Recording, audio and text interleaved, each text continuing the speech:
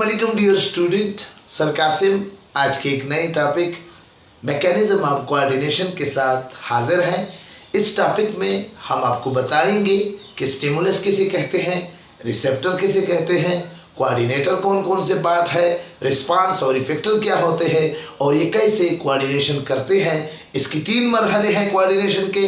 पहले मरहले में रिसीविंग स्टिमुलस होगा, यानी चेंज को आप डिटेक्ट करेंगे बाय रिसेप्टर। रिसेप्टर वो ऑर्गन है जो आपके बॉडी में किसी भी चेंज को महसूस कर देते हैं या एनवायरनमेंट में किसी भी चेंज को डिटेक्ट कर लेते हैं, तो उन ऑर्गन को हम कहते हैं रिसेप्टर। याद रखिए कि रिसेप्टर आई की शक्ल में, एयर की शक्ल में, नोज की शक्ल में, टंग की शक्ल में और स्किन की शक्ल में मौजूद है।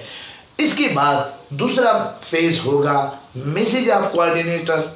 यहाँ पर in case of nervous coordination, coordinator brain और स्पाइनल कॉर्ड है, जबकि in case of chemical coordination हमारे पास कोऑर्डिनेटर एंडोक्राइन ग्लैंड है। अब एंडोक्राइन ग्लैंड के पास रिसेप्टर से मैसेज जाएगा थ्रू सेंसरी नर्व और अब कोऑर्डिनेटर इफेक्टर को मैसेज यानी प्रोड्यूसिंग रिस्पांस अब रद्द-ए-अमल के तौर पर उस स्टिमुलस के खिलाफ या उस स्टिमुलस के मुताबिक कोई काम होगा और वो आर्डर कोऑर्डिनेटर जारी करेगा इफेक्टर को। याद रखिए कि इफेक्टर वो ऑर्गन है जो रिस्पांस के लिए, स्पेसिफिक एक्शन के लिए ख़ास है बॉडी में। In case of nervous coordination effector हमारे साथ मसल और ग्लैंड है, जबकि in case of chemical coordination हमारे साथ इफेक्टर स्टमक भी हो सकता है, लीवर भी हो सकता है, किडनी भी हो सकती है और इसके अलावा और बॉडी पार्ट भी हो सकते हैं। तो चलो एक एग्जांपल को देखते हैं और इस एग्जांपल से हम आपको मैकेनिज्म ऑफ कोऑर्डिनेशन समझाते हैं। चूंकि क्लास 10 के लेवल में स्टूडेंट को बहुत प्रॉब्लम आता है लिखने में, तो उस प्रॉब्लम को भी मैंने आपके लिए हल किया है। इज इट इज एक एग्जांपल आपके सामने लिखा है बोर्ड पे, इससे स्क्रीनशॉट लेकर अपनी नीट बुक में लिख ले, इंशाल्लाह आपका प्रॉब्लम हल हो जाएगा। तो चलो एग्जांपल देते हैं जी।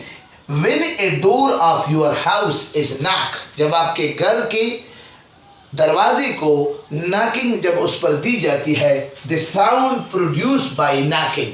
अब इस नॉकिंग से एक आवाज पैदा होगा, यही आवाज क्या है? स्टिमुलस है। अब देखो पहले एनवायरनमेंट में ये आवाज नहीं था, अब आ गया है, चेंज आ गया है, तो इसको स्टिमुलस का नाम दिया है। Which is received by your air, चूंकि साउंड है और हमें पता है कि रिसेप्टर में इस मर्तबा अब साउंड की सुनने के लिए कान होते हैं, तो कान एक रिसेप्टर की तौर पर यहाँ पर काम कर देता है। द एयर यानी receptor send message to your brain, यानी आपके दिमाग। अब एयर से मैसेज जाएगा, रिसीविंग स्टिमुलस तो हो गया।